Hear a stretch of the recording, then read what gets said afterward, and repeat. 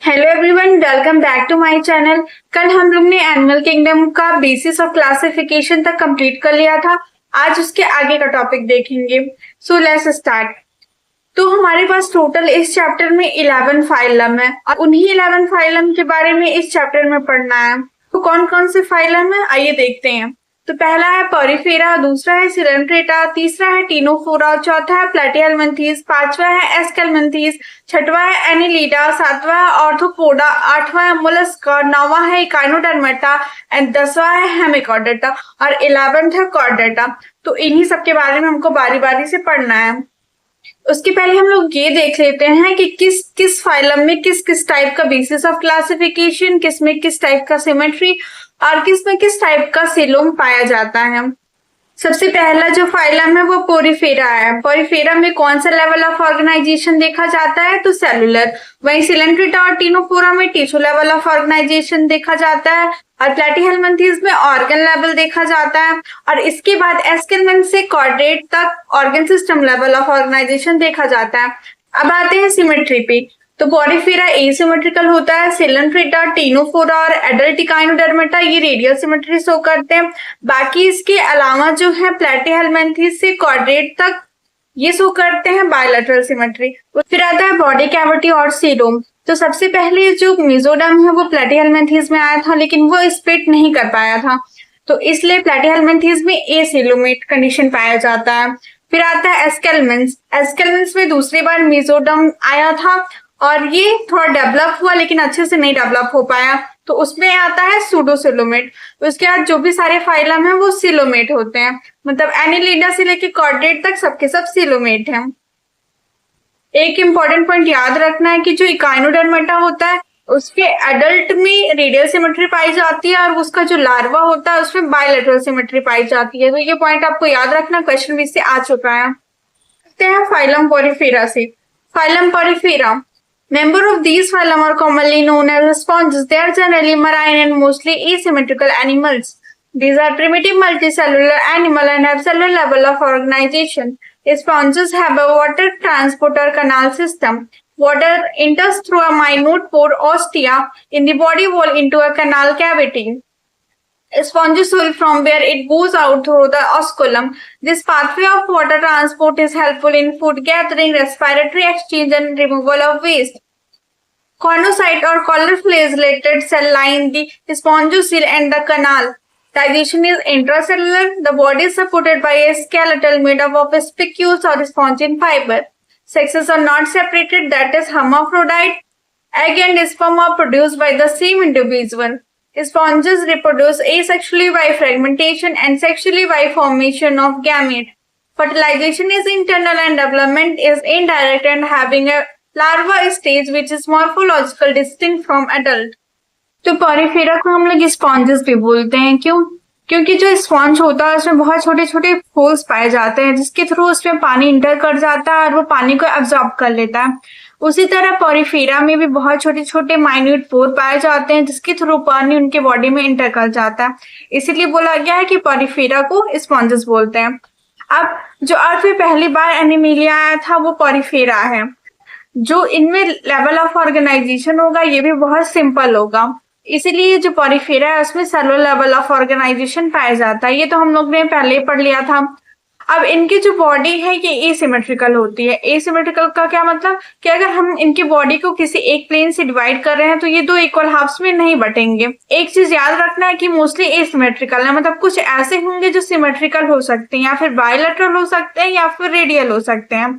तो ये हमें याद नहीं रखना, लेकिन बस ये पॉइंट याद रखना है कि मोस्टली एसिमेट्रिकल, मतलब ज्यादातर एसिमेट्रिकल है। स्पॉन्जेस में एक special type of system present होता है जिसको कि कनाल सिस्टम बोलते हैं। कनाल सिस्टम का काम क्या होता है कि पानी को अंदर ले जाना और पानी को बाहर निकालना। कनाल सिस्टम के 3 कंपोनेंट है। कौन कौन से? Ostia, spongocoel and osculum. Ostia जो होता है इनकी बॉडी में बहुत छोटे छोटे पोर्स पाए जाते हैं, बहुत सारे होते हैं ये नंबर में, और इनके थ्रू जो पानी होता है इनकी बॉडी में इंटर करता है। फिर आता है स्पॉन्जोसील। स्पॉन्जोसील इनकी बॉडी कैविटी होता है जिसमें पानी आके रुकता है। उसके बाद आता है ऑस्कुलम। ऑस्कुलम एक ही पोर होता है जिसके थ्रू पानी बाहर की तरफ निकल जाता है। ये जो कनाल सिस्टम है उसका कुछ फायदा होता है कि इससे फूड गैदरिंग हो जाता है, रेस्पिरेशन हो जाता है और एक्सक्रिएशन हो जाता है। अब ये कैसे होता है? स्पॉन्जेस मराइन होते हैं, मतलब ये खारे पानी में पाए जाते हैं, मतलब ओशन के वाटर में पाए जाते हैं। तो पानी में बहुत सारे फूड पार्टिकल्स होते हैं। जब पानी इनकी बॉडी में इंटर करता है उसके साथ साथ फूड पार्टिकल भी इंटर कर जाता है, तो ये उसे एज अ फूड यूज कर लेते हैं। के पास रेस्पिरेशन के लिए और एक्सक्रिएशन के लिए कोई ऑर्गन नहीं होता है। जब पानी अंदर जाता है स्पॉन्जेस की, तो उसके साथ साथ डिजोल्व ऑक्सीजन चला जाता है। वैसे ही जब पानी बाहर आता है तो उसके साथ साथ जो CO2 है वो बाहर निकल जाता है। ऐसे ही एक्सक्रिएशन में कि जब पानी बाहर निकलता है तो उसके साथ साथ उनका वेस्ट भी बाहर निकल जाता है। तो ये हो गया हमारा कनाल सिस्टम के फायदे। और ये जो स्पॉन्जियोसील होता है एक टाइप ऑफ सेल से बना होता है जिसको कि कॉलर सेल और कॉनोसाइट सेल बोलते हैं। स्पॉन्जेस में इंटरसेलुलर डाइजेशन देखने को मिलता है। इंटरसेलुलर मीन्स क्या? इंट्रा मीन्स अंदर और सेलुलर मतलब सेल के। तो ऐसे ऑर्गेनिज्म जिनका डाइजेशन सेल के अंदर होता है उसको इंट्रासेलुलर कहते हैं। और वहीं हम लोग एक्स्ट्रा सेलुलर है। एक्स्ट्रा सेलुलर का क्या मतलब? ऐसे ऑर्गेनिज्म जिसका डाइजेशन सेल के अंदर ना होके एक बॉडी कैविटी में होता है उसको बोलते हैं एक्स्ट्रा सेलुलर। जिस तरह से हम लोग में स्केलेटल सिस्टम बोन्स का बना होता है, जो कि जिस तरह से हमारे बॉडी में स्केलेटल सिस्टम होता है जो हमारी बॉडी को एक शेप प्रोवाइड करता है, एक स्ट्रक्चर प्रोवाइड करता है, और ये काम हम लोग में बोन्स करता है। ऐसे ही जो स्पॉन्जेस हैं उनकी बॉडी या शेप मेंटेन करता है स्पॉन्जिन फाइबर और स्पेक्यूल्स। ये चीज याद रखना है कि जो स्केलेटल सिस्टम पॉलीफेरा का होता है वो स्पेक्यूल्स और स्पॉन्जिन फाइबर का बना होता है, और हम लोग में किसका बना होता है? बोन्स का। ये जो स्पॉन्जेस है ये हर्माफ्रोडाइट होते हैं। हर्माफ्रोडाइट का क्या मतलब? कि ऐसे इंडिविजुअल जिनके पास मेल और फीमेल एक ही इंडिविजुअल में हो तो ऐसे को हर्माफ्रोडाइट बोलते हैं। अब अगर ये हर्माफ्रोडाइट है तो फीमेल गैमेट और मेल गैमेट एक ही इंडिविजुअल प्रोड्यूस करेगा। इनमें जो फर्टिलाइजेशन होता है वो इंटरनल होता है, मतलब बॉडी के अंदर होता है। अब बॉडी के अंदर होने का मतलब ये नहीं कि एक ही इंडिविजुअल में दोनों है तो दोनों एक दूसरे से फ्यूज कर जाए, ऐसा नहीं होता है। इनमें क्रॉस फर्टिलाइजेशन देखने को मिलता है। इनमें होता क्या है कि एक स्पॉन्ज हमेशा दूसरे स्पॉन्ज से ही फ्यूज करता है और अंदर करता है, मतलब इंटरवेलम फर्टिलाइजेशन होता है। और इनमें जो डेवलपमेंट देखा जाता है ये इनडायरेक्ट डेवलपमेंट देखा जाता है, जिसका क्या मतलब कि इसमें कई सारे लार्वल स्टेज पाए जाते हैं जो कि बाद में चल के अडल्ट बनाते हैं। तो ये रहा पॉलीफेरा। अब इसका एग्जाम्पल देख लेते हैं। पॉलीफेरा की 3 एग्जाम्पल हैं, और ये जो 3 एग्जाम्पल हमें याद रखना है और इनका कॉमन नेम भी याद रखना है। पहला है साइकॉन। साइकॉन का स्काइफा भी बोलते हैं। दूसरा है स्पॉन्जिला। स्पॉन्जिला को फ्रेश वाटर स्पॉन्ज बोलते हैं। वहीं पे फिर आता है यू स्पॉन्ज। यू स्पॉन्ज को बाथ स्पॉन्ज बोलते हैं। अब हम लोग एग्जाम्पल भी देख लेते हैं फिगर के साथ। तो जो पहला है ये है स्काइफा। स्काइफा का क्या नाम था? साइकॉन। और ये जो दूसरा है उसका नाम है बाथ स्पॉन्ज। बाथ स्पॉन्ज को क्या बोलते हैं? You Spongia. उसके बाद जो तीसरा है ये है स्पॉन्जिला। स्पॉन्जिला को क्या बोलते थे? Fresh water sponge. तो यहाँ पे ये हमारा पॉलीफेरा टॉपिक खत्म हो चुका। अब बढ़ते हैं सिलेंट्रेटा की तरफ। Phylum Coelenterata or Cnidaria. They are aquatic, mostly marine, sessile or free-swimming radial symmetrical animals. The name Cnidaria is derived from the cnidoblast or cnidocyte, which contain the stinging capsule or nematocyte present on the tentacle of the body. Cnidoblasts are used for encourage defense and for the capture of prey. Cnidarian exhibit tissue level of organization and are diploblastic. They have a central gastrovascular cavity with a single opening mouth on hypostope. Digestion is extracellular and intracellular. Some of the Cnidaria example coral have a skeletal composed of calcium carbonate. Cnidaria exhibit 2 basic forms called polyp and medusa. The former is sessile and cylindrical form the hydra, adamsia, etc. Where the latter is umbrella shaped and free swimming like Aurelia or jellyfish. Those Cnidaria which exist in both forms exhibit alternation of generation called metagenesis. Example, polyp produce medusa asexually and medusa form the polyp sexually. Example, Ovelia. तो ये जो Coelenterata है हम इसको Cnidaria बोलते हैं क्योंकि जो सिलेंट्रेटा होता है इनमें एक टाइप का सेल प्रेजेंट होता है जिसको निडोब्लास्ट और निडोसाइट बोलते हैं, और ये जो निडोब्लास्ट सेल होता है, इनके पास एक केमिकल होता है जो कि किसी भी प्रे को पैरालिसिस कर सकता है। प्रेडेरियंस होते हैं, ये भी एक्वेटिक हैबिटेट में पाए जाते हैं, मतलब वाटर में पाए जाते हैं, और कैसे वाटर में, सॉल्टी वाटर में, मतलब मराइन में पाए जाते हैं। और इनकी बॉडी दो तरीके की हो सकती है, एक तो ये ससाइल हो सकते हैं और दूसरे फ्री लिविंग हो सकते हैं। ससाइल का मतलब कि जो बॉडी हमेशा अपने सबस्ट्रेटम से अटैच होता है, जो कि मूव नहीं कर सकता। दूसरा है फ्री स्विमिंग। फ्री स्विमिंग का क्या मतलब, ये इधर उधर जा सकते हैं, मतलब अपने बॉडी को मूव करवा सकते हैं। वहीं जो पॉरीफेरा था वो कैसा था, तो पॉरीफेरा ससाइल था। ये दिया नहीं है लेकिन हमें याद रखना है कि पॉरीफेरा मूव नहीं करता है, वो एक ही जगह से हमेशा जुड़ा रहता है। और हमने बेसिस ऑफ क्लासिफिकेशन में पहले ही पढ़ लिया था कि ये टिश्यू लेवल ऑफ ऑर्गेनाइजेशन दिखाते हैं, जिसका मतलब ये कि कई सारे सेल आपस में ग्रुप करके टिश्यू बना लेते हैं। और ये रेडियल सिमेट्री दिखाते हैं। रेडियल सिमेट्री दिखाने का क्या मतलब कि अगर हम बॉडी को किसी भी प्लेन से डिवाइड करें तो ये इक्वल पार्ट में डिवाइड हो जाते हैं। और ये डिप्लोब्लास्टिक होते हैं, मतलब इसमें दो ही जर्म लेयर पाया जाता है। जैसे पॉरीफेरा में एक स्पेशल टाइप ऑफ सेल पाया जाता था जिसको कॉनोसाइट सेल बोलते थे, वैसे ही जो सिलेंड्रेटा है इसमें भी एक special type of cell present होता है जिसको कि निडोसाइट और निडोब्लास्ट सेल बोलते हैं। अब ये जो निडोसाइट सेल होते हैं इनके पास निमेटोसाइड होता है। ये जो निडोसाइट सेल होता है ये उनके टेंटिकल में पाया जाता है। टेंटिकल क्या होता है कि जैसे हमारे हाथ हो गए, पैर हो गए, जो हमारे बॉडी से बाहर की तरफ निकले हैं, ऐसे ही सिलेंड्रेटा में जो भी इनके बॉडी से बाहर निकला है उसको बोलते हैं टेंटिकल। अब देख लेते हैं कि निडोब्लास्ट के कुछ फायदे क्या हैं। तो पहला है इनकरेज। इनकरेज का मतलब ये कि ये जमीन से जुड़ने में हेल्प करता है, अटैचमेंट प्रोवाइड करता है। दूसरा है प्रे कैप्चरिंग। प्रे कैप्चरिंग कैसे होता है, तो जब इस सिलेंड्रेटा की बॉडी पे कोई इंसेक्ट आके बैठता है तो टेंटिकल उसे पकड़ लेता है। अब जो टेंटिकल होता है उसके पास निमेटोसाइट सेल होते हैं, और जो निमेटोसाइट होता है उसमें एक टाइप ऑफ केमिकल होता है जो कि इंसेक्ट को पैरालाइज कर देता है। तो इस तरह वो उसको पैरालाइज करके, किल करके उसे खा जाते हैं। तीसरा है डिफेंस में। तो जब कोई प्रेडेटर आके इनके बॉडी को हार्म करता है तो ये खुद के डिफेंस के लिए इसी निमेटोसाइट सेल का यूज करके अपने आप को बचा लेते हैं। जिस तरह पॉरीफेरा में एक कनाल सिस्टम पाया जाता था जिसके थ्रू डाइजेशन होता था, उसी तरह सिलेंड्रेटा में एक स्पेशल टाइप का सिस्टम पाया जाता है जिसको बोलते हैं gastrovascular cavity. Gastro means digestion and vascular means circulation. कि जो सिलेंड्रेटा होता है उसके बीच में एक कैविटी पाई जाती है, इसी कैविटी को गैस्ट्रोवेस्कुलर कैविटी बोलते हैं, जिसके थ्रू डाइजेशन और सर्कुलेशन दोनों होता है। जो ये गैस्ट्रोवेस्कुलर कैविटी होती है इसमें एक सिंगल ओपनिंग पाई जाती है जिसपे की माउथ होता है, और ये माउथ जहां प्रेजेंट है उस स्ट्रक्चर को बोलते हैं हाइपोस्टोम। जो सिलेंड्रेटा का डाइजेशन होता है ये एक्स्ट्रा सेलुलर भी होता है, इंट्रासेलुलर भी होता है, मतलब कि ये सेल के अंदर भी डाइजेशन कर सकते हैं और सेल के बाहर भी किसी कैविटी में भी डाइजेशन कर सकते हैं। कुछ ऐसे इंग्रेडिएंट्स होते हैं जिनको कि कोरल कहते हैं। आप लोगों ने जरूर सुना होगा कोरल रीफ के बारे में। और ये जो कोरल्स होता है इनका जो स्केलेटल होता है, मतलब जो बॉडी को शेप प्रोवाइड करता है, ये किससे बना होता है, तो कैल्शियम कार्बोनेट का। अब आते हैं मोस्ट इंपॉर्टेंट टॉपिक पे। इनकी जो बॉडी होती है इसके दो फॉर्म होते हैं, एक को बोलते हैं पॉलिप, दूसरा होता है मेडूसा।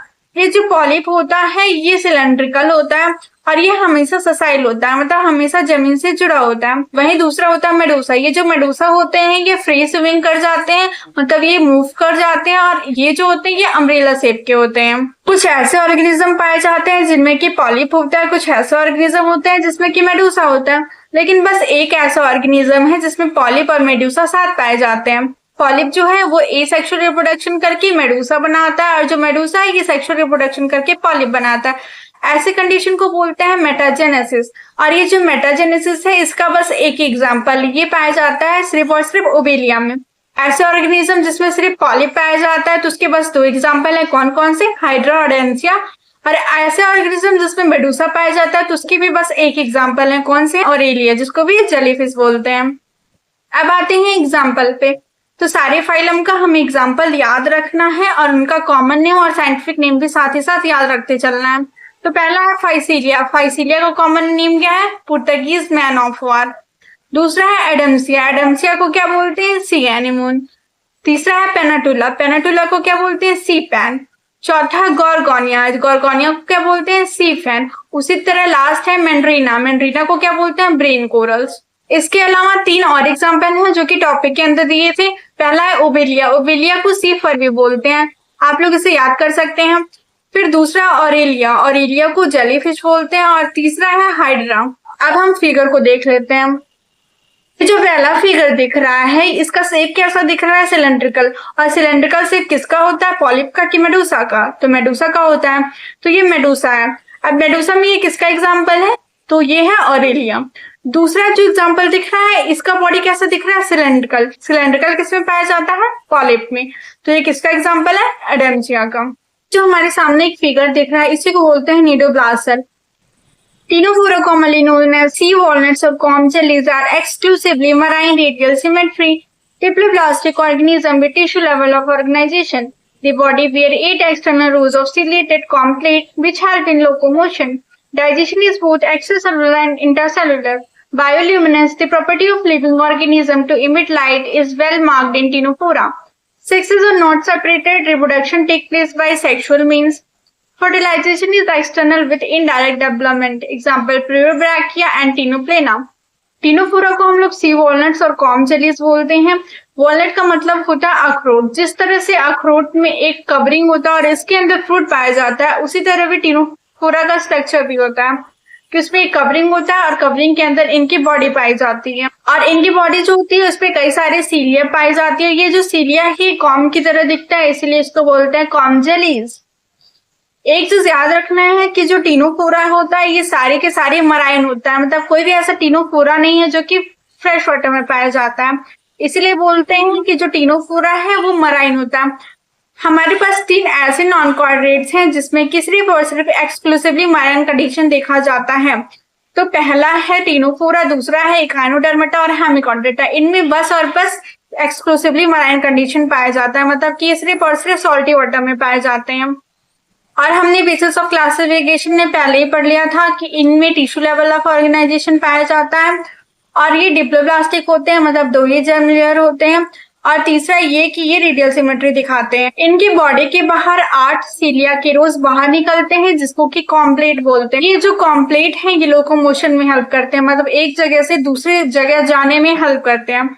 टीनोफोरा के अंदर एक कैरेक्टरिस्टिक प्रॉपर्टी पाई जाती है जिसको कि बायोल्यूमिनेसेंस बोलते हैं। ये जो बायोल्यूमिनेसेंस इसका मतलब क्या होता है? तो बायो का मतलब होता है लिविंग एंड ल्यूमिनेसेंस का मतलब होता है कि ऐसा ऑब्जेक्ट जो कि लाइट को एमिट कर। तो जो टीनोफोरा है ये अपनी बॉडी से लाइट निकालते हैं, तो इसको बोलते हैं बायोल्यूमिनेसेंस। टीनोफोरा के अंदर डाइजेशन एक्स्ट्रासेलुलर भी पाया जाता है और इंट्रासेलुलर भी पाया जाता है। एक्स्ट्रासेलुलर मतलब किसी कैविटी में डाइजेशन होना, मतलब कि सेल के बाहर होना, और इंटरसेलुलर का मतलब कि डाइजेशन बॉडी के अंदर होना। और जो टीनोफोरा होता है इनकी भी बॉडी में मेल और फीमेल एक ही में होता है, तो इसको बोलते हैं हर्माफ्रोडाइट, मतलब टीनोफोरा भी हर्माफ्रोडाइट होता है। पूरा ऐसा फाइलम है जिसके अंदर सिर्फ और सिर्फ सेक्सुअल रिप्रोडक्शन पाया जाता है। इसके पहले था पॉरीफेरा, तो पॉरीफेरा में फ्रेगमेंटेशन पाया जाता था जो कि एसेक्सुअल रिप्रोडक्शन है। उसके बाद आता है सिलेंट्रेटा। सिलेंट्रेटा में पॉलिप और मेडुसा पाया जाता था। जो पॉलिप था वो एसेक्सुअल था। टीनोफोरा इस पे अब एसेक्सुअल रिप्रोडक्शन नहीं पाया जाता है, सिर्फ और सिर्फ सेक्सुअल रिप्रोडक्शन पाया जाता है। और आगे भी जो फाइलम आएंगे उनमें भी सेक्सुअल रिप्रोडक्शन ही पाया जाएगा। और एक चीज और याद रखना है, जिनका फर्टिलाइजेशन होता है वो बॉडी के बाहर होता है, मतलब फर्टिलाइजेशन एक्सटर्नल होता है। जो फर्टिलाइजेशन एक्सटर्नल होता है ये 3 नॉन कॉर्डेट्स में होता है। किसमें? तो पहला टीनोफोरा में, इकाइनोडर्मेटा और हेमिकॉर्डेटा में। ये पॉइंट याद रखना है कि बॉडी में बहुत सारे लार्वा बोलते हैं, तो इसलिए बोलते हैं कि इनका जो डेवलपमेंट है वो इनडायरेक्ट है। इनडायरेक्ट डेवलपमेंट होने का क्या मतलब कि इनमें पहले लार्वा स्टेज आता है फिर एडल्ट बनता है। इसके 2 एग्जाम्पल हैं, कौन कौन सी? Pleurobrachia and Ctenoplana. अब ये एग्जाम्पल भी देख लेते हैं। ये है प्लूरोब्रैकिया, और ये जो प्लूरोब्रैकिया उसकी बॉडी किसकी तरह दिखती है? सी वॉलनट की तरह, मतलब कि जो बाहर स्फीयर दिख रहा है वो वॉलनट की तरह दिख रहा है और इसके अंदर बॉडी पाया जाता है। ये जो स्ट्रक्चर दिख रहा है इसी को बोलते हैं सीलिया, और ऐसे ही 8 सीलिया बाहर की तरफ आए हुए रहते हैं, इसको बोलते हैं कॉम्प्लेट्स। अब आते हैं प्लैटीहेलमिन्थेस पे। Phylum platyhelminthes, they have dorsoventrally flattened body, hence are called flatworm. These are mostly endoparasite found in animals including human beings. Flatworm are bilateral, symmetrical, triploblastic and acoelomate animal with organ level of organization. Auxin sucker are present in the parasitic form. Most of them absorb nutrient from the host directly through their body surfaces. A specialized cell called flame cell help in osmoregulation and excretion. Sexes are separated. Fertilization is internal and development is through many larval stages. Some member like Planaria possess very high regeneration capacity. Example is Taenia, tapeworm, fasciola, liver fluke. Platyhelminthes को flatworm बोलते हैं क्योंकि इनका जो body होता है वो ऊपर और नीचे दोनों तरफ से चिपटा होता है, तो डोर्सो और वेंट्रल दोनों साइड से दबा होता है, इसीलिए इसको बोलते हैं फ्लैटवर्म। मोस्टली जो फ्लैटवर्म होते हैं ये इंडो पैरासाइट होते हैं ह्यूमन बीइंग के अंदर। क्या मतलब? इंडो पैरासाइट उसको बोलते हैं कि जब कोई पैरासाइट किसी ऑर्गेनिज्म के बॉडी के अंदर रह के वहां से न्यूट्रिशन लेता है तो ऐसे पैरासाइट को इंडो पैरासाइट कहते हैं। और ये ज्यादातर जो पैरासाइट है ये ह्यूमंस के अंदर देखे जाते हैं। ये जो इंडो पैरासाइट होते हैं इनके पास कुछ एडॉप्टेशन भी पाया जाता है, इनके पास कुछ सेंस ऑर्गन भी पाया जाता है जिनकी हेल्प से ये बॉडी से अटैच करती हैं और न्यूट्रिशन को एब्जॉर्ब कर लेते हैं। तो इनके पास दो ऐसे ऑर्गन पाया जाता है, पहला है हुक्स, दूसरा है सकल। हुक की हेल्प से ये अटैचमेंट प्रोवाइड करते हैं कि बॉडी से जुड़ते हैं, और दूसरा है सकर। सकर की हेल्प से ये बॉडी से न्यूट्रिशन खींचते हैं, एब्जॉर्ब करते हैं। और हम लोग ने बेसिस ऑफ क्लासिफिकेशन में पहले ही पढ़ लिया था कि जो प्लैटीहेलमिन्थेस होते हैं ये बायलैटरल सिमेट्री शो करते हैं और इनमें ट्रिप्लोब्लास्टिक कंडीशन पाया जाता है और ये ऑर्गन लेवल ऑफ ऑर्गेनाइजेशन दिखाते हैं। प्लैटीहेलमिन्थेस में कुछ special type of cell present होते हैं जिसको कि फ्लेम सेल बोलते हैं, और इस फ्लेम सेल का कई नाम है जैसे कि सोलेनोसाइट, और इसका एक दूसरा भी नाम है प्रोटोनेफ्रेडियम। और ये जो सेल है ये एक्सक्रीशन और ऑस्मो रेगुलेशन में हेल्प करता है। प्लैटीहेलमिन्थेस भी हर्माफ्रोडाइट होते हैं, मतलब मेल और फीमेल एक ही इंडिविजुअल में रहते हैं, और इनमें जो फर्टिलाइजेशन होता है ये इंटरनल होता है, मतलब कि बॉडी के अंदर होता है, और इसका जो डेवलपमेंट है ये इनडायरेक्ट होते हैं। इसका मतलब ये कि इसमें कई सारे लार्वा पाए जाते हैं। प्लेटफॉर्म में कुछ ऐसे मेंबर हैं जिनके पास हाई रिजोल्यूशन कैपेसिटी होती है, मतलब एक छोटी यूनिट से उनकी पूरी बॉडी फॉर्म हो सकती है, और ये किसमें पाया जाता है? इसका एग्जांपल है प्लेनेरिया। तो प्लेनेरिया में हाई रेजोल्यूशन कैपेसिटी पाई जाती है। अब इसके एग्जांपल देख लेते हैं। इसकी दो एग्जांपल है, पहला है टीनिया, टीनिया को टेपवर्म बोलते हैं, और दूसरा है फैसियोला, फैसियोला को लिवर फ्लूक बोलते हैं। ये एग्जांपल याद करना, और कॉमन नेम भी याद करना, साइंटिफिक नेम भी याद करना, और ये भी याद करना है कि कौन सा एग्जांपल किस फाइलम का है। अब इसका फिगर भी देख लेते हैं। तो जो पहला फिगर है ये टेपवर्म का है, और ये जो दूसरा फिगर है ये लिवर फ्लूक है। एस्केलमेंट्स पे The body of escarpments is circular in cross section, hence the name roundworm. They may be free living, aquatic and terrestrial, or parasitic in plants and animals. Roundworm have organ system level of organization. They are bilateral symmetrical, triploblastic, and pseudocoelomate animal. Ventricle end is complete with a well-developed muscular pharynx. An excretory tube remove body waste from the body cavity through the excretory pore. Sexes are separated, that is dioecious. Male and female are distinct. Often female are longer than male. Fertilization is internal and development may be direct. The young will resemble the adult or indirect. Example is Caris roundworm, Vaucheria, Filaria worm, and Cyclostoma hookworm. एस्केलमेंट्स को हम लोग roundworm भी बोलते हैं। क्यों roundworm बोलते हैं? जब हम एस्केलमेंट्स को बॉडी को कट करते हैं तो ये कटने के बाद सर्कुलर शेप में दिखते हैं। इनका क्रॉस सेक्शन सर्कुलर शेप का दिखता है। और ये जो एस्केलमेंट्स हैं ये फ्री लिविंग भी होते हैं, पैरासिटिक भी होते हैं, मतलब इन्वाइव करने के लिए किसी ऑर्गेनिज्म की जरूरत पड़ती भी है, और ये खुद भी अकेले रह सकते हैं। और तो और ये टेरेस्ट्रियल भी होता है और एक्वेटिक भी होता है। इसका क्या मतलब कि ये जमीन पे भी रह सकता है और पानी पे भी रह सकता है। और तो और एक चीज और इम्पोर्टेंट रखना है कि ये जो राउंडवर्म होते हैं ये प्लांट भी पैरासिटिक होते हैं और तो और एनिमल भी पैरासिटिक होते हैं, ये याद रखना है। ये पहला ऐसा फाइलम है जो प्लांट को भी इन्फेक्ट करता है और एनिमल को भी इन्फेक्ट करता है। ओके, बेसिस ऑफ क्लासिफिकेशन में हमने पहले ही पढ़ लिया है कि इसमें organ system level of organisation होता है, बायलैटरल सिमेट्री होता है, प्लास्टिक कंडीशन पाया जाता है। इसका मतलब ये कि इनमें 3 जर्म लेयर होते हैं, एक्टोडर्म, मेसोडर्म और एंडोडर्म। अब ये जो मेसोडर्म है ये स्प्लिट करके बॉडी वॉल के और गट वॉल के बीच में स्पेस बनाता है, लेकिन वो स्पेस अच्छे से नहीं बन पाता है, इसीलिए उस कंडीशन को बोलते हैं स्यूडोसोलोमेट। याद रखना है कि जो एस्केलमेंट्स है उसमें स्यूडोसोलोमेट कंडीशन पाया जाता है।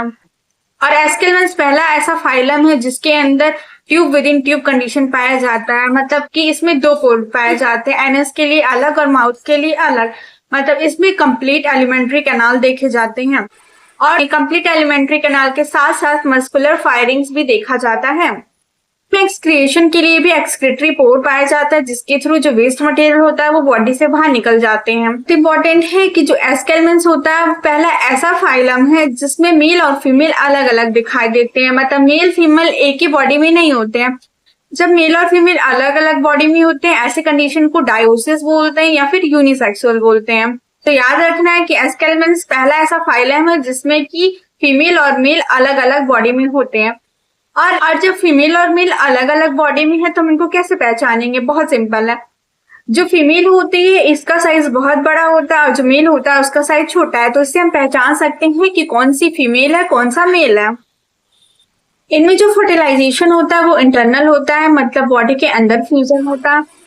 और इसके साथ साथ इनमें इनडायरेक्ट डेवलपमेंट भी देखा जाता है और डायरेक्ट डेवलपमेंट भी देखा जाता है, मतलब इनमें लार्वा किसी में बनता है और किसी में लार्वा नहीं पाया जाता है। जिसमें लार्वा पाया जाता है उसको बोलते हैं इनडायरेक्ट डेवलपमेंट और जिसमें लार्वा नहीं पाया जाता है उसको बोलते हैं डायरेक्ट डेवलपमेंट।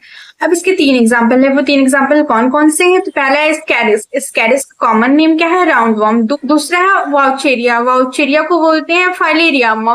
तीसरा है एनसाइक्लोस्टोमा। एनसाइक्लोस्टोमा को बोलते हैं हुकवर्म। ये जो वाउचेरिया है ये डिजीज कॉज करता है एनिमल में, जिसको कि एलिफेंटियासिस बोलते हैं। तो एक चीज याद रखना है कि जो एस्केलमेंट्स था उसमें कुछ चीजें पहली बार हुई थी। क्या क्या? कि ये सीडोसिलेमेट होता है।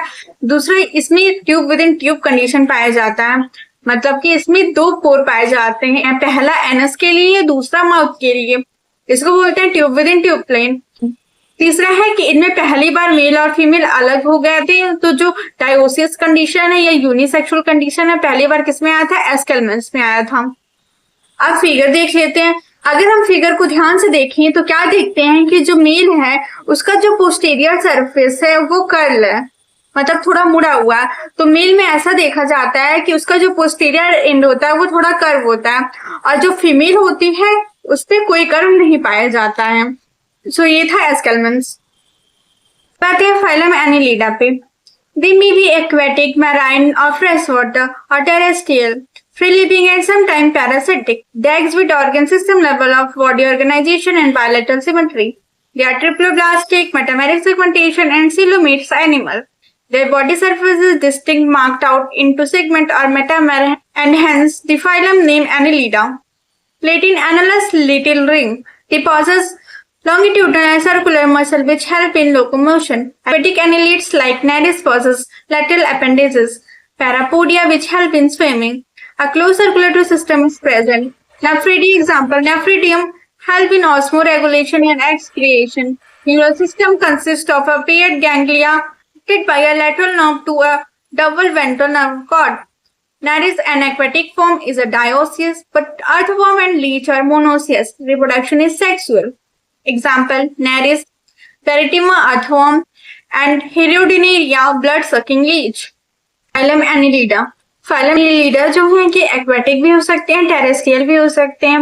और एक्वेटिक में भी 2 फॉर्म हो सकते हैं, एक तो मराइन वाटर में पाए जा सकते हैं और दूसरा फ्रेश वाटर में पाए जाते हैं। एनिलिडा की जो मोस्टली मेंबर है वो फ्री लिविंग है, मतलब कि इनको सरवाइव करने के लिए किसी और पे डिपेंड नहीं होना पड़ता। वहीं कुछ ऐसे मेंबर हैं जो कि पैरासिटिक है। और हमने बेसिस ऑफ क्लासिफिकेशन में पढ़ लिया था कि इनमें organ system level of organisation होता है, इनमें बायलैटरल सिमेट्री होता है और इसके साथ साथ इस पे ट्रिप्लोब्लास्टिक कंडीशन होता है। एनिलिडा पहला ऐसा फाइलम है जिसमें कि सेगमेंटेशन देखा जाता है, मतलब इनकी जो बॉडी रहती है वो सेगमेंट में डिवाइड रहती है, अंदर की तरफ भी और बाहर की तरफ भी। ये जो एनिलिडा होता है इसका मतलब होता है लिटिल रिंग। जब हम एनिलिडा की बॉडी को देखते हैं तो इस पे सेगमेंट पाए जाते हैं और ये जो सेगमेंट होते हैं ये इंटरनली एंड एक्सटर्नली डिवाइडेड होते हैं कंपार्टमेंट में और इसमें कोई ना कोई ऑर्गन होता है और इसी सेगमेंटेशन को बोलते हैं मेटामेरिक सेगमेंटेशन। एनिलिडा ऐसा पहला फाइलम है जिसमें कि मेटामेरिक सेगमेंटेशन देखा जाता है। एनिलिडा के पास कुछ स्पेशल मसल होते हैं लोकोमोशन के लिए, जिसको बोलते हैं longitudinal muscle and circular muscle. Muscles के हेल्प से वो लोकोमोशन कर पाते हैं। इसी एक एनिलिडा है जो कि एक्वेटिक फॉर्म में होता है, उसका नाम है नेरिस। नेरिस पानी में रहता है। अगर ये पानी में रहता है तो उसको स्विमिंग के लिए कुछ ऑर्गन की जरूरत पड़ती होगी, इसीलिए नेरिस में एक ऑर्गन होता है जिसको कहते हैं पैरापोडियम। और इसी पैरापोडिया की हेल्प से वो पानी में स्विम कर पाता है। एनिलिडा पहला ऐसा फाइलम है जिसमें कि क्लोज सर्कुलेटरी सिस्टम देखने को मिलता है। सिस्टम हमने पहले ही पढ़ लिया था। क्लोज सर्कुलेटरी सिस्टम का क्या मतलब कि जिसमें ब्लड को ले जाने के लिए वेसल प्रेजेंट हो। अब वो वेसल क्या हो सकता है, वेन्स हो सकता है, आर्टरीज हो सकता है या फिर कैपिलरीज हो सकता है। तो ये पहला ऐसा फाइलम है जिसके अंदर ब्लड वेसल पाए जाते हैं। इनमें कुछ एक्सक्रीटरी ऑर्गन भी पाए जाते हैं जिसका नाम है नेफ्रीडिया। ये जो नेफ्रीडिया है इसी के रास्ते ऑस्मो रेगुलेशन और एक्सक्रिएशन होता है। हमने एक और बात याद रखा था कि इसी से मिलता जुलता एक वर्ड था प्रोटोनेफ्रीडिया। ये कहाँ पाया जाता था, याद रखिएगा, ये प्लेटीहेल्मिन्थेस में पाया जाता था। और जो नेफ्रीडिया ये कहाँ पाया जाता है, एनिलिडा में। एक बात ध्यान दीजिए कि जो पहली बार नर्वस सिस्टम आया था वो आया था सिलेंट्रेटा में, लेकिन हम वहां पे उसको सिस्टम नहीं बोल सकते। क्यों? क्योंकि वो जो नर्वस सिस्टम था बहुत ही सिंपल था, उस कुछ नर्व सेल प्रेजेंट थे, इसलिए हम उसको नर्वस सिस्टम नहीं बोलते हैं। और यहाँ फर्स्ट टाइम एनिलिडा में न्यूरल सिस्टम आया था। और इनका जो न्यूरल सिस्टम था इसमें दो कंपोनेंट थे, एक गैंग्लियन था और दूसरा तो नर्व था। आइए इनकी नर्वस सिस्टम को समझते हैं। तो इनके पास दो गैंग्लियन होता है, ये हो गए दो गैंग्लियन।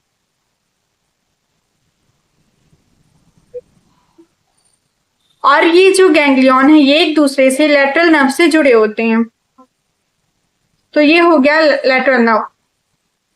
और फिर हर एक गैंग्लियन से एक वेंट्रल नर्व कॉर्ड निकला होता है, तो ये पहले से एक वेंट्रल नर्व कॉर्ड और दूसरे से एक वेंट्रल नर्व कॉर्ड। तो ऐसा नर्वस सिस्टम इनमें पाया जाता है। एनिलिडा में दो टाइप के मेंबर होते हैं, कुछ डायोसियस होते हैं, कुछ मोनोसियस होते हैं। अभी कुछ देर पहले हमने नेरिस पढ़ा था। नेरिस क्या था, जो कि एक्वेटिक फॉर्म में पाया जाता है। और ये जो नेरिस है ये डायोसियस होता है। डायोसियस का क्या मतलब कि इनमें मेल और फीमेल अलग अलग बॉडी में पाया जाता है। वहीं अर्थवर्म और लीच में मोनोसियस कंडीशन पाया जाता है। मोनोसियस कंडीशन का क्या मतलब कि इनमें मेल और फीमेल एक ही बॉडी के अंदर पाया जाता है। ये चीजें हमें याद रखना, इसे क्वेश्चन भी आते हैं। इनमें जो रिप्रोडक्शन है वो कौन सा होता है, तो इनमें सेक्सुअल रिप्रोडक्शन होता है, मतलब कि मेल और फीमेल फ्यूज करते हैं, उसके बाद जाइगोट बनता है। अब इसके एग्जाम्पल को देख लेते हैं। पहला है नेरिस। नेरिस का कोई कॉमन नेम नहीं है। फिर है पैरिटीमा। पैरिटीमा को हम सब लोग जानते हैं अर्थवर्म, पैरिटीमा को अर्थवर्म बोलते हैं। फिर है हेरोडिनेरिया। हेरोडिनेरिया को बोलते हैं ब्लड सकिंग लीच। ये एग्जाम्पल याद रखना है। अब फिगर देख लेते हैं। तो ये जो पहला है ये है नेरिस, ये एक्वेटिक फॉर्म में पाया जाता है। और ये जो दूसरा दिख रहा है ये है हेरोडिनेरिया। हेरोडिनेरिया को क्या बोलते हैं, ब्लड सकिंग लीच। और तीसरा है अर्थवर्म। अर्थवर्म को तो आप सब लोग ने देखा ही होगा, और वैसे भी अगर नहीं देखा है कोई अर्थवर्म तो आगे चैप्टर में मिल जाएगा। Phylum arthropoda. This is the largest phylum of Animalia which include insect. Over 2/3 of all named species on Earth are arthropod. They have organ system level of organization. They are bilateral symmetry, triploblastic, segmented, and coelomates animal. The body of arthropod is covered by chitinous exoskeleton. The body consists of head, thorax, and abdomen. They have jointed appendages. Orthos means joint. Poda means appendages. Parietal organs are gills, book, lungs, or tracheal system. Circulatory system is of open type. Sensory organ like antenna, eye, compound and simple cytocysts or balancing organ are present. Excretion take place through malfeasant tubules. They are mostly dioecious. Fertilization is usually internal. They are mostly oviparous. Development may be direct or indirect. Example, economic important insect. Apis, honeybee. Bombyx, silkworm, laccifer-like insect. Vector, Anopheles, Culex, and Aedes mosquito. Gregarious pest, Locusta, which is called locust. Living fossil, Limulus, called king crab. फिर आते हैं Mollusca पे। This is second largest animal phylum. Mollusca, terrestrial or aquatic, marine or freshwater, having an organ system level of organization. They are bilateral symmetry, triploblastic, and coelomate animal. Body is covered by calcareous cell and is unsegmented with a distinct head, muscular foot, and visceral hump. A soft and spongy layer of skin form a mantle over the visceral hump. The space between hump and the mantle is called mantle cavity, in which feathers-like gills are present. They have respiratory and excretory functions. The anterior head region has sensory tentacles. The mouth contain a file-like grasping organ for feeding called radula. तो पोडा जो था वो पहला largest phylum था। उसके बाद जो second largest phylum है वो है मोलस्का का, मतलब कि सबसे ज्यादा स्पीसीज जो थी वो फाइलम ऑर्थोपोडा में थी, और उसके बाद जो स्पीसीज हैं ज्यादा वो है मोलस्का के अंदर। ये टेरेस्ट्रियल हो सकता है या फिर एक्वेटिक हो सकता है। एक्वेटिक में भी इनके पास दो कंडीशन है कि या फिर ये मराइन वाटर में हो या फिर फ्रेश वाटर में हो। और हमने बेसिस ऑफ क्लासिफिकेशन में पढ़ लिया था कि इनमें organ system level of organisation present होता है, इनमें डिप्लोब्लास्टिक कंडीशन पाया जाता है, और साथ ही साथ ये सिलोमेट्स एनिमल होते हैं, और इनमें बायलैटरल सिमेट्री देखी जाती है। इनकी जो बॉडी होती है उसके पास कैल्शियम कार्बोनेट की कवरिंग होती है। मोलस्का अनसेगमेंटेड होता है, मतलब कि इसमें मेटामेरिक सेगमेंटेशन नहीं प्रेजेंट होता। मोलस्का का जो बॉडी होता है वो 3 पार्ट में डिवाइड होता है, जैसे कि हमने ऑर्थोपोडा का पढ़ा कि उनका बॉडी हेड थोड़ा एब्डोमेन में डिवाइड होता है। इसी तरह जो मोलस्का का बॉडी है वो हेड, मस्कुलर फूड और विसरल हम्प में डिवाइड होता है। और ये जो विसरल हम्प है इसके ऊपर एक स्पॉन्जी स्किन का लेयर चढ़ जाता है जिसको कि मेंटल कहते हैं। अब इससे होता क्या है कि एक कैविटी बन जाती है, विसरल हम्प और मेंटल के बीच में थोड़े स्पेस बन जाते हैं जिसमें कि कुछ ऑर्गन प्रेजेंट होते हैं। आइए समझते हैं। जैसे कि ये है विसरल हम्प, और विसरल हम्प के ऊपर एक स्पॉन्जी लेयर आ गया है स्किन का, तो ये हो गया स्पॉन्जी लेयर। अब इनके बीच में स्पेस बन गया, है, तो इसी स्पेस में कुछ ऑर्गन होते हैं। कौन कौन से ऑर्गन होते हैं आइए समझते हैं। तो उसी स्पेस को बोलते हैं मेंटल कैविटी। अब मेंटल कैविटी में फेदर्स लाइक गिल्स प्रेजेंट होते हैं जिसका कि 2 काम होता है, ये रेस्पिरेशन के लिए भी यूज होते हैं और एक्सक्रीशन के लिए भी यूज होते हैं। ये बात याद रखना है। क्या याद रखना था कि इनके पास मेंटल कैविटी होता है। और मेंटल कैविटी कैसे बनता है, विसरल हम्प और उसके ऊपर जब मेंटल का एक स्किन चढ़ जाता है तो उससे बनता है मेंटल कैविटी। और ये जो मेंटल कैविटी है इसमें फेदर लाइक गिल्स प्रेजेंट होती है। इसका 2 काम होता है, एक्सक्रीशन करना और रेस्पिरेशन करना। और इनका जो हेड होता है उसके पास टेंटिकल होते हैं, और ये जो टेंटिकल्स होते हैं ये सेंसरी नेचर के होते हैं। माउथ के पास एक ऑर्गन होता है जो कि फीडिंग में हेल्प करता है, उसको बोलते हैं रेडुला। और बताया गया है कि जो रेडुला होता है वो फाइल लाइक स्ट्रक्चर होता है। मोलस्का भी एग प्रोड्यूस करते हैं और ये अपना बेबी बॉडी के बाहर डेवलप करते हैं। कि सारे मोलस्का डायोसियस होते हैं, मतलब कि मेल और फीमेल अलग अलग बॉडी पे पाए जाते हैं। और मोलस्का में बहुत सारे लार्वा फॉर्म होते हैं, तो इसमें डेवलपमेंट इनडायरेक्ट होती है। अब एग्जांपल देखते हैं। Pila, apple snail, pinctada, pearl oyster, sepia, cuttlefish, loligo, squid, octopus, devilfish, aplysia, sea hare, dentalium, tusk and chaetopleura chiton. So repeat with me. Phyla, apple snail, pink tarda, paloster, sepia, cuttlefish, loligo, squid, octopus, devilfish, aplysia, sea hare, dentalium, tusk shell, Chaetoplura, chiton. अब figure भी देख लेते हैं। पहला है पाइला। पाइला को आप लोग ने जरूर देखा होगा बरसात के मौसम में। और दूसरा है ऑक्टोपस। अब आते हैं इकाइनोडर्मेटा पे। These animals have an endoskeleton of calcareous ossicle and hence the name Echinodermata. Echinodermata means spiny body. All the marine with organ system level of organization. The adult Echinodermata are radial symmetrical but larvae are bilateral symmetrical. They are diploblastic and coelomates. Digestive system is complete with mouth on lower ventral side and anus upper dorsal side. The most distinct features of Echinodermata is the presence of water vascular system, which help in locomotion, capture, and transport of food and respiration. Excretory system is absent. Sexes are separate. Reproduction is sexual. Fertilization is usually external. Development is indirect with free-swimming larvae. Example: Astraeus, starfish, Echinus, sea urchin, Antedon, sea lily, Cucumbria, sea cucumber and Aphura brittle star. जैसे हमारे body का जो endoskeleton होता है वो bones का बना होता है, और हम इसे एंडोस्केलेटन क्यों कहते हैं, क्योंकि ऐसा स्केलेटन जो बॉडी के अंदर हो उसे बोलेंगे एंडोस्केलेटन। एंडो मीन्स अंदर, और ये स्केलेटन क्या करता है, बॉडी को शेप प्रोवाइड करता है। इसी तरह जो इकाइनोडर्मेटा में एक्जियोस्केलेटन होते हैं वो भी 2 चीज के बने होते हैं, कैलकेरियस ऑसिकल्स से। Calcareous means calcium carbonate and ossicle means tiny bones. तो उनका जो एंडोस्केलेटन है वो 2 चीज से मिलकर बना होता है, पहला तो बोन से और दूसरा कैल्शियम कार्बोनेट से। और ये जो इकाइनोडर्मेटा है, इस वर्ड का मतलब है स्पाइनी बॉडी, मतलब ऐसा ऑर्गेनिज्म जिनकी बॉडी से नीडल लाइक स्ट्रक्चर निकले होते हैं उसको बोलते हैं इकाइनोडर्मेटा। और ये जो नीडल लाइक स्ट्रक्चर होते हैं ये किस में हेल्प करते हैं, तो इनको डिफेंस में हेल्प करते हैं, खुद को प्रोटेक्ट करने में हेल्प करते हैं। और हमने बेसिस ऑफ क्लासिफिकेशन में पहले पढ़ लिया था कि इनमें organ system level of organisation होता है। और एक चीज बहुत इंपॉर्टेंट है कि इसमें दो तरह की सिमेट्री देखी जाती है, रेडियल सिमेट्री भी देखी जाती है और बायलैटरल सिमेट्री भी देखी जाती है। तो जो एडल्ट होते हैं वो रेडियल सिमेट्री शो करते हैं, जो लार्वा होता है वो बायलैटरल सिमेट्री शो करता है। साथ साथ ये ट्रिप्लोब्लास्टिक होते हैं, मतलब 3 जर्म लेयर होता है, और साथ ही ये सेलोमेट्स होते हैं। और इनमें tube within tube plane पाया जाता है, मतलब कि इनमें 2 पोर पाया जाता है, एक पोर एनस के लिए और दूसरा माउथ के लिए, इसलिए इसको बोल सकते हैं कि इनमें डाइजेशन कंप्लीट होता है।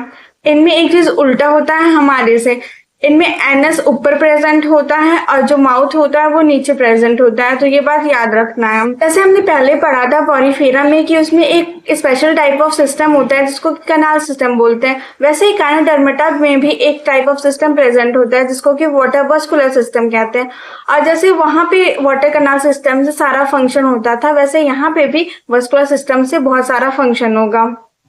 और ये जो वाटर वस्कुलर सिस्टम है ये किसमें हेल्प करता है, तो ये फूड को पकड़ने में हेल्प करता है, ऐसे ये रेस्पिरेशन में हेल्प करता है, साथ ही साथ ये लोकोमोशन में भी हेल्प करता है।